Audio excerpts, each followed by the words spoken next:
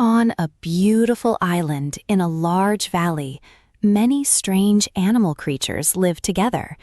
Some looked like animals, and some looked like plants. Among them was a small and clever creature called a puku. One young puku named Ollie loved adventure more than anything else. Ollie was different from the others. Most pukus stayed on their island and avoided danger, but Ollie always wanted to explore the world outside.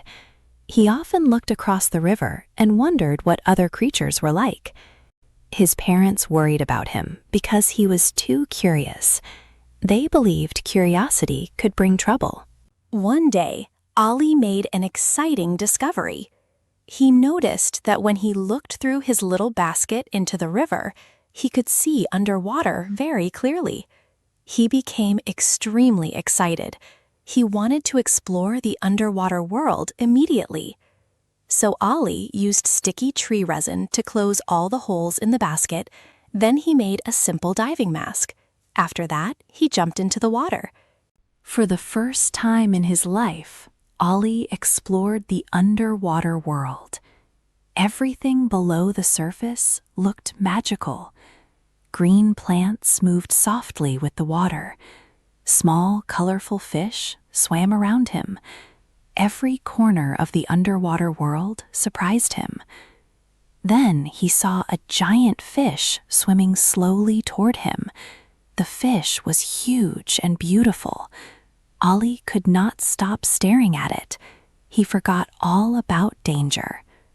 Suddenly, the fish opened its mouth and rushed toward him.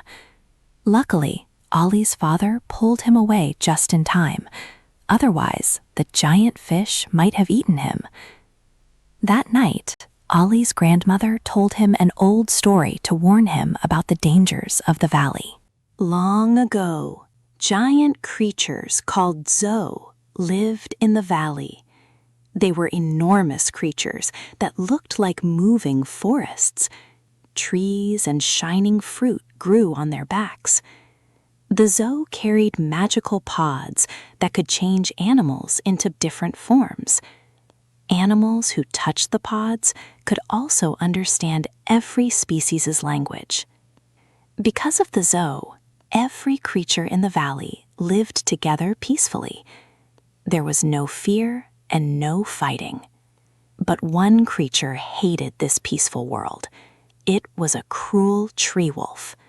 The tree wolf stole one of the magical pods and used its power to become the terrible fire wolf.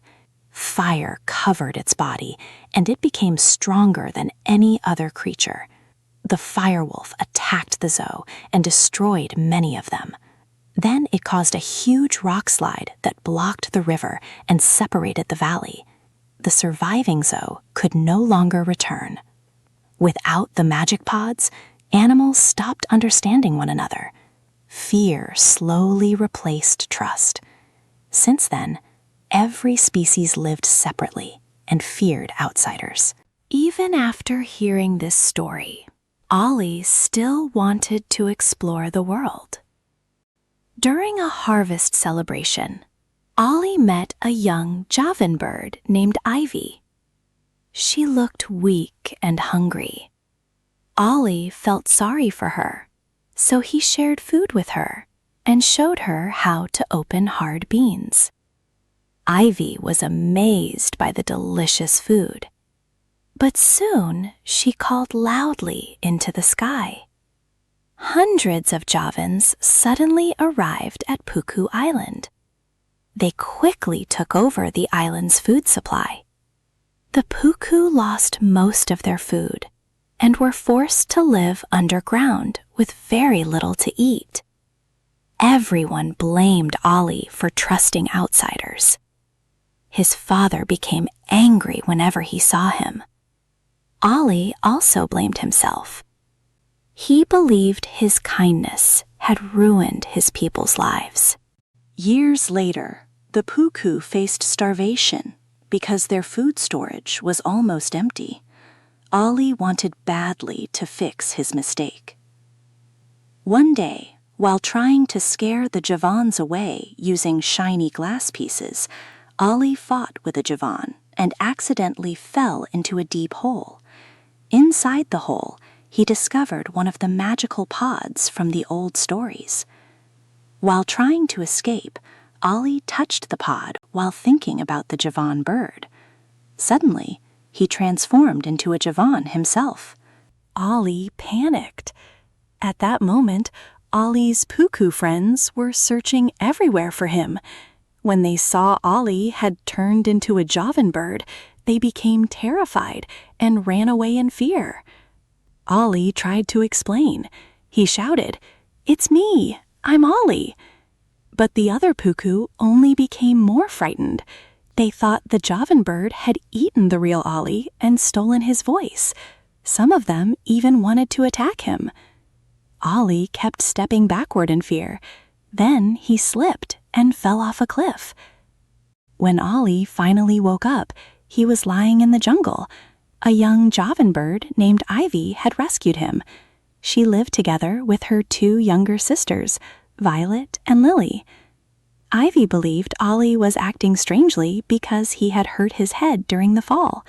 She wanted to take him back to Javan Rock to recover, but Ollie only wanted one thing: to become himself again.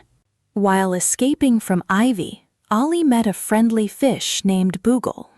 Ollie soon realized that Boogle was actually the same giant fish that almost ate him when he was younger, but now Boogle seemed cheerful, kind, and harmless. When Boogle heard about Ollie's problem, he told him about another magical pod near the body of a dead Zoe. Ollie became hopeful again. However, Ivy secretly followed him.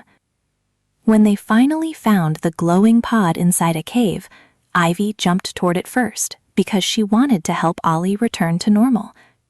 But when she touched the pod while thinking about Ollie, she transformed into a puku.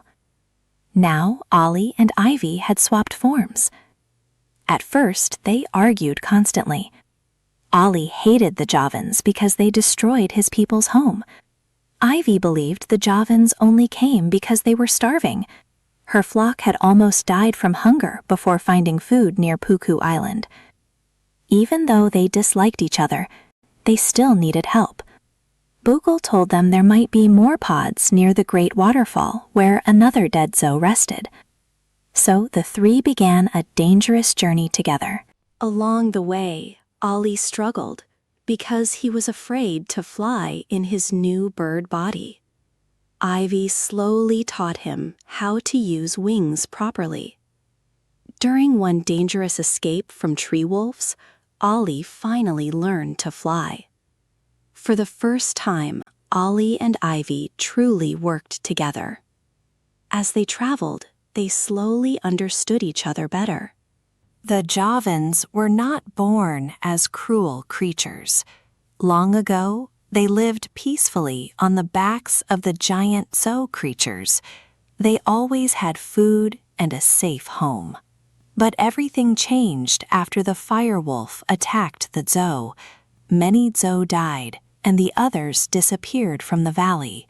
The Javans lost their home and soon suffered from hunger and cold. During that terrible time, Ivy lost her parents, relatives, and many friends. Only Ivy and her 2 younger sisters survived. Because Ivy was the oldest sister, she decided to take care of her family by herself. One day, while searching for food, Ivy met a small puku. The little puku showed her how to open and eat pod fruit. That small puku and the pod fruit saved the Javan flock. For the first time in many days, they finally had enough food to eat and gained the strength to survive. Eventually, they reached the great waterfall, but the area was full of tree wolves. Boogle decided to help them by distracting the wolves. He admitted that he had never had real friends before and wanted to do something meaningful. Ollie and Ivy promised to bring a magical pot back for him. While the wolves chased Boogle, Ollie and Ivy secretly entered the cave. but inside they found only one pod. Immediately, tension returned between them. Ollie wanted to save his people from starvation. Ivy wanted to help her younger sisters survive the winter. Finally, Ollie admitted the truth. He confessed that he was the small Puku who once helped Ivy long ago. He explained how trusting her had destroyed his people's lives. Ivy felt deep guilt after learning this. Before they could fully talk about it, the wolves returned. During the escape, Ollie and Ivy accidentally touched the pod together. A bright light flashed. Both of them transformed into fish like Boogle. Although the situation looked terrible, Boogle tried to encourage them. He explained that there were more pods above the waterfall, but reaching them would require teamwork. The journey up the waterfall was extremely dangerous. Strong water currents pushed them backward, and giant creatures tried to eat them. But Ollie, Ivy, and Boogle learned to move together perfectly. At one point, they even risked their lives to save a baby wolf who almost fell to his death. After seeing their kindness, the wolf pack allowed them to pass peacefully. Finally, they reached the top of the waterfall and found more magical pods. Ollie and Ivy changed back into their normal forms. Now it was Boogle's turn to use the pods. But then everything changed. Boogle suddenly revealed the truth. He was never really a fish. He was the fire wolf. Long ago, the zoo trapped him inside a fish body to stop him from hurting others. For many years, he waited for kind and trusting creatures to help him become free again. Ollie and Ivy were shocked and heartbroken. Their closest friend had been lying to them from the beginning. The fire wolf angrily explained that he became evil because the world rejected him when he was weak and small. He believed that only fear and power mattered. Then he destroyed the remaining pods and attacked Ivy badly. Before losing consciousness, Ivy told Ollie not to close his heart because of betrayal. She explained that the fire wolf's cruelty did not mean kindness itself was wrong. Ollie carried the injured Ivy all the way back to Javon Rock. Although she was much heavier than him, he refused to abandon her. He walked day and night until she was finally safe. When Ivy recovered, the two friends understood something important. Friendship could exist even between enemies. Soon after, ash began falling from the sky. The fire wolf had returned to destroy the valley with fire. Animals everywhere ran for their lives. Forests burned, and the valley faced destruction. Ivy convinced the Javans to help rescue other animals trapped by the flames. Even the tree wolves arrived to help after remembering how Ollie had saved the wolf cub earlier. At first, Ollie's father still refused to trust outsiders, but Ollie explained that the old stories were true and that all creatures needed to work together if they wanted to survive. Finally, the different species united. Meanwhile, the fire wolf approached Puku Island. Desperate to stop him, Ollie returned to the hole where he first discovered the pod. There, the spirit of a dead Joe answered him and created one final magical pod. Ollie used the pod and transformed into a giant Joe himself. Now enormous and powerful, Ollie fought the firewolf directly. Their battle shook the entire valley. The firewolf moved faster, but Ollie used his great strength to protect the animals. During the fight, vines trapped the firewolf long enough for Ollie to destroy the rocks blocking the river. Water rushed through the valley once more. The flood carried both Ollie and the firewolf away.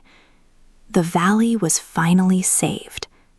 After the battle, peace slowly returned. The Puku and the Javans no longer feared each other. They worked together and rebuilt the valley side by side. Still, everyone missed Ollie deeply. They believed he was gone forever. Then, one day, the Zo returned to the valley. To Ivy's surprise, she saw a familiar figure standing on the back of the largest Zo. It was Ollie. He was alive. The valley celebrated happily as old enemies became friends once again. In the end, Ollie learned the most important lesson of all. Being kind does not make someone foolish. Trusting others is not weakness. Sometimes bad people may use kindness for selfish reasons, but kindness itself is never wrong.